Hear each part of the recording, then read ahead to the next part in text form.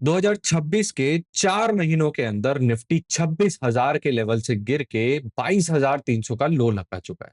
इन 4 महीनों में इंडिया के इन्वेस्टर का 51 लाख करोड़ रुपए इंडिया की मार्केट से गायब हो चुका है। एंड आपके रिटायरमेंट कॉर्पस में से भी 10 से 15% का फॉल आपको देखने को मिला होगा। अब ये टाइम बिल्कुल भी आसान नहीं है।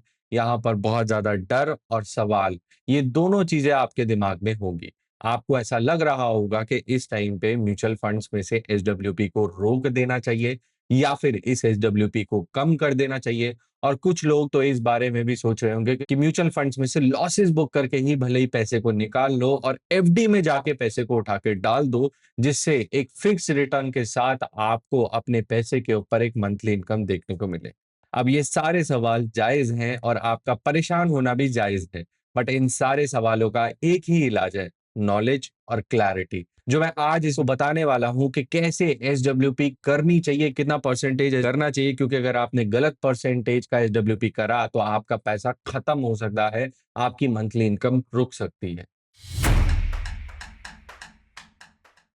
जैसा कि आप अपनी स्क्रीन के ऊपर देख सकते हो कि 2026 के अंदर सिर्फ 4 महीने में मार्केट 26,000 के लेवल से गिर के 23,000 के लेवल तक आया। बट इसके पीछे के सबसे बड़े रीजंस क्या थे? क्योंकि अगर हम रीजंस को नहीं समझेंगे तो हमें ये नहीं समझ में आएगा कि क्या यहाँ से मार्केट रिकवर कर सकता है या नहीं कर सकता। आगे का हमारा कोर्स ऑफ एक्शन क्या होना चाहिए? तो सबसे पहले अगर मैं बात करूँ फॉल के रीजंस के बारे में, तो नंबर 1 पे आता है ट्रम्प्स की टैरिफ वाली धमकी, जो उसने बार-बार इंडिया के ऊपर लगाई, भले ही हम रशिया से ऑयल खरीद रहे थे या फिर हम कोई उनके साथ ट्रेड नहीं कर रहे थे। इन सारे रीजंस की वजह से जब वो टैरिफ की धमकी देता था तो उसकी वजह से मार्केट के ऊपर नेगेटिव इम्पैक्ट पड़ता था और मार्केट में फॉल आता था। बट जैसे ही हमने उनके साथ ट्रेड डील करना शुरू करा तो हमारे सर मुड़ाए ओले पड़ गए, क्योंकि यहाँ पे शुरू हो गया ईरान और इजराइल और यूएसए का वॉर, जिसकी वजह से तेल महंगा होना शुरू हो गया। अब जैसे ही तेल महंगा होना शुरू हुआ तो इंडिया की इकोनॉमी, जो बाहर से अपना तेल खरीदती है, इंपोर्ट करती है, उसके लिए परेशानी और बढ़ गई और यहाँ पर मार्केट ने दोबारा से नेगेटिव इम्पैक्ट करना शुरू करा और इतना नेगेटिव इम्पैक्ट आया कि मार्केट के अंदर 15% से भी ज्यादा का फॉल आ गया। बट क्या ऐसी सिचुएशन इंडिया की मार्केट में पहली बार हो रही है? पिछले 12 साल के अंदर कोविड-19 जैसा भी क्रैश आया है, तब भी आप अपनी स्क्रीन के ऊपर देख सकते हो एक इन्वेस्टर ने, जिसने 1.5 करोड़ रुपए अपना रिटायरमेंट कॉर्पस डाला, उसके बाद भी उस कॉर्पस में से हर महीने विड्रॉल करके 2 करोड़ 33 लाख तक का टोटल कॉर्पस निकाल लिया। एंड फिर भी उसके बाद आज की मार्केट कंडीशन में ये जो रीसेंट क्रैश है, इसको कंसिडर करने के बाद भी उस इन्वेस्टर के पास 4 करोड़ की वैल्यू मार्केट के अंदर अवेलेबल है। बट अब ये कैसे हुआ, आइए समझाता हूं स्टेप बाय स्टेप इस वीडियो के अंदर। अब एसडब्ल्यूपी स्टार्ट करते टाइम इन्वेस्टर का सबसे बड़ा कंसर्न होता है कि जो मंथली इनकम मैं जनरेट करने वाला हूँ, 50,000, 75,000, लाख या 1.5 लाख रुपए, क्या मैं इसको हर साल से बढ़ा सकता हूँ? मेरी एडवाइस रहेगी कि आपको हर साल अपनी मंथली इनकम को बढ़ाना चाहिए, क्योंकि इन्फ्लेशन कांस्टेंट नहीं रहने वाली है, महंगाई बढ़ती है, आपके खर्चे बढ़ते हैं, तो आपको मंथली इनकम भी हर साल ज्यादा लगने वाली है। तो क्या उस सिनेरियो के अंदर ये जो मंथली इनकम इंक्रीज करके एसडब्ल्यूपी हम कर रहे हैं, उससे हमारा पैसा खत्म तो नहीं हो जाएगा? तो इसके लिए मैंने कंसिडर करे हैं 3 ऐसे सिनेरियोज, जिसमें हम समझेंगे कि एसडब्ल्यूपी कैसे करनी चाहिए और कितने परसेंट की एनुअल एसडब्ल्यूपी करनी चाहिए।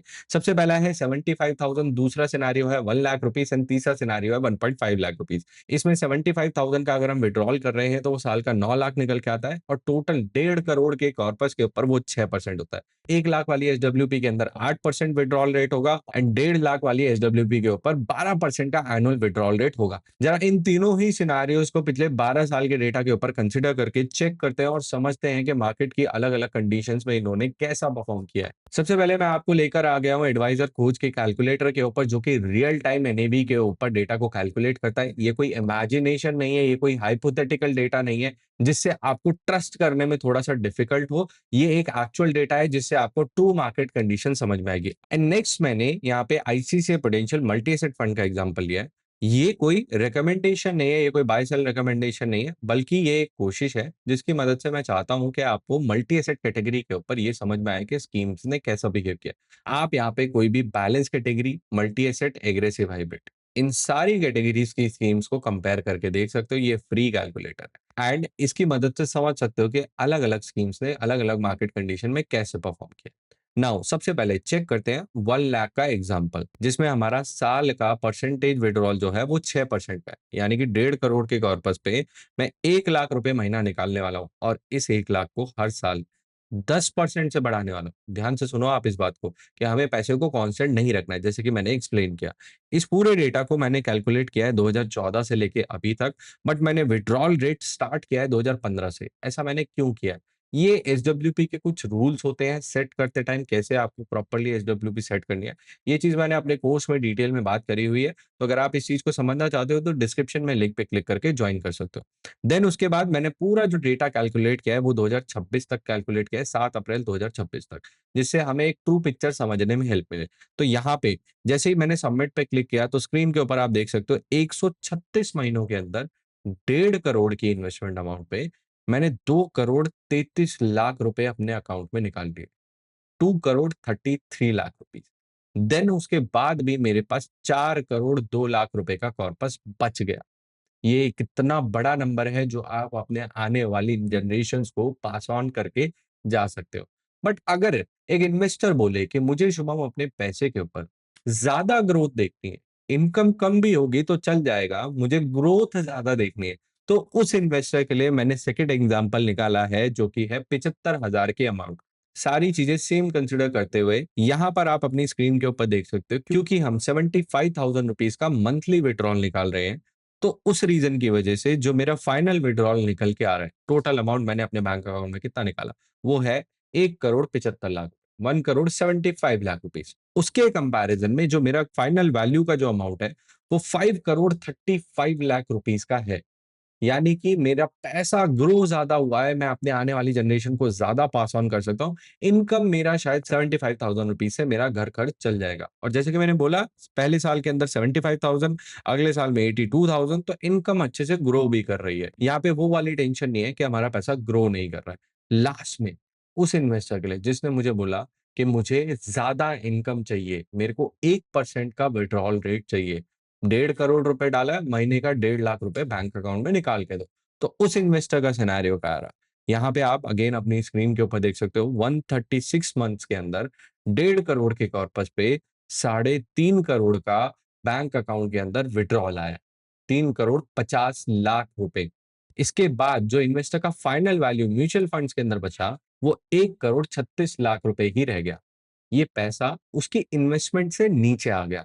और अगर ये इन्वेस्टर अगले 5 साल इस विड्रॉल को और कंटिन्यू कर लेता है तो शायद ये पैसा खत्म होने की कगार तक भी पहुंच जाएगा। तो इसी रीजन की वजह से जो मैंने आपको स्टार्टिंग में स्लाइड दिखाई, 3 सिनेरियोज दिखाए। 75,000 इज योर सेफ जोन, जिसमें आप ग्रोथ ज्यादा करोगे, इनकम थोड़ा सा कम आएगा। सेकंड सिनेरियो, 1 लाख रुपए पर महीना, 8% का एनुअल विड्रॉल। ये एक बैलेंस है जिसमें आपकी इनकम भी अच्छे से आ रही है एंड आपका पैसा इन्फ्लेशन एडजस्टेड ग्रो भी हो रहा है। तो दोनों चीजें यहाँ पे आप इंश्योर कर पा रहे हो। बट अगर आप एक ऐसे इन्वेस्टर हो जो इनकम ही ज्यादा लेना चाहता है, पैसा खत्म भी हो जाए तो कोई दिक्कत वाली बात नहीं है, तो उस केस में आप 1% के विड्रॉल रेट तक जाओगे।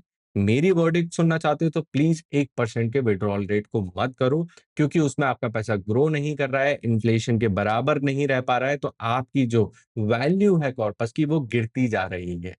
अब ये जो नंबर्स मैंने आपको दिखाए हैं, इनके पीछे की सच्चाई समझना बहुत ज़्यादा ज़रूरी है। मैंने आपको 12 साल का डेटा एक सांस में दिखा तो दिया, बट इस 12 साल के डेटा के पीछे की सच्चाई क्या है? तो ज़रा आप अपनी स्क्रीन पे एक बार नज़र डालो। यहाँ पे देखो कि पिछले 12 साल में हुआ क्या-क्या है। सबसे पहले डिमोनेटाइज़ेशन, जिसमें मार्केट 6% से करेक्ट हुआ। देन उसके बाद एनबीएफसी क्राइसिस, जहाँ पर मार्केट 14% से गिर गया था और काफ़ी सारे बैंक्स भी इसमें अफेक्ट हुए थे। इसके बाद आया दुनिया का सबसे बड़ा क्रैश, कोविड-19 क्रैश।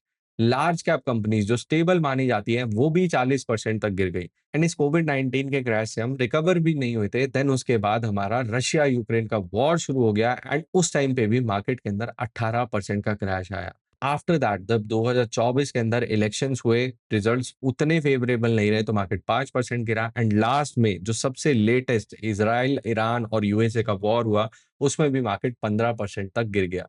तो जो वेल्थ और इनकम मैंने आपको दिखाई है, वो इन सारे सिनेरियोज को सरवाइव करने के बाद ही बनी है। नाउ अगर आपने इन सारे सिनेरियोज के अंदर अपनी एसडब्ल्यूपी को पॉज कर दिया होता तो आपके पास इनकम नहीं आती, आपका पैसा रिकवरी के अंदर पार्टिसिपेट नहीं करता, आपके पैसे के ऊपर ग्रोथ नहीं दिखती, आप सिर्फ मार्केट को चढ़ते हुए देखते और शायद फोमो में आके एक हायर लेवल पे दोबारा से एंट्री पाते। बट वहीं अगर आपने एसडब्ल्यूपी को कंटिन्यू रखा होता तो आपकी मंथली इनकम स्टेबली आती रहती, आप 6 to 8% का सस्टेनेबल रेट रख के अपने पैसे को धीरे धीरे करके ग्रो भी कर पाते, आपकी मंथली इनकम भी इंक्रीज होती रहती और इन सारे क्रैशेस के अंदर आप सरवाइव करके अपने पैसे को रिकवर होते हुए भी देख पाते। अब यहाँ पे एक बहुत ही ज्यादा कॉमन ट्रैप है जिसमें लोग अक्सर फंस जाते हैं कि वो चाहते हैं कि एफडी से अपनी एसडब्ल्यूपी इनकम चालू करेंगे, यानी कि मंथली इनकम बनाएंगे उसके इंटरेस्ट से, बजाय इसके कि वो म्यूचुअल फंड्स को कंसिडर करें। यहाँ पे बहुत बड़ा लॉस आपका हो सकता है जिसको मुझे बताना ज़रूरी है। सबसे पहले अगर एफडी से आप अपना मंथली इंटरेस्ट से इनकम कमाना चाहते हो तो एफडी का जो 6 साढ़े 6% है वो साल का आपको 9,75,000 रुपए के आसपास का इनकम बना के देगा। एंड बाय चांस आप 30% के टैक्स ब्रैकेट के अंदर आते हो तो आपको 2,90,000 तो टैक्स ही पे करने में चला जाएगा, जिससे आपकी जो नेट इनकम है वो 6,80,000 से 6,90,000 के बीच में ही रह जाएगी। On the other hand mutual funds के अंदर जब आप एसडब्ल्यूपी को चालू करते हो और 8% तक के विड्रॉल रेट तक भी जाते हो तो आपको 12 लाख की एनुअल इनकम देखने को मिलेगी,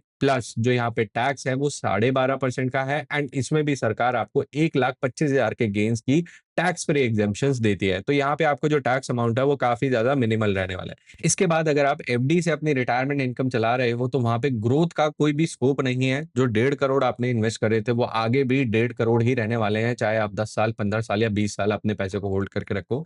बल्कि म्यूचुअल फंड्स के अंदर ये पैसा कंसिस्टेंटली ग्रो होता रहता है, इन्फ्लेशन को बीट करते हुए ग्रो होता है। तो यहाँ पे आपको अपने पैसे के ऊपर ग्रोथ और इनकम दोनों ही चीजें देखने को मिलेगी। जब हम अपनी मंथली इनकम के लिए पैसे को इन्वेस्ट कर रहे हैं तो वहां पे सिर्फ ये बात जरूरी नहीं है कि पैसा बैंक अकाउंट में निकल के आए, बल्कि पैसा इन्फ्लेशन एडजस्टेड भी ग्रो हो, ये भी समझना जरूरी है। मार्केट में क्रैश आना कोई नई बात नहीं है।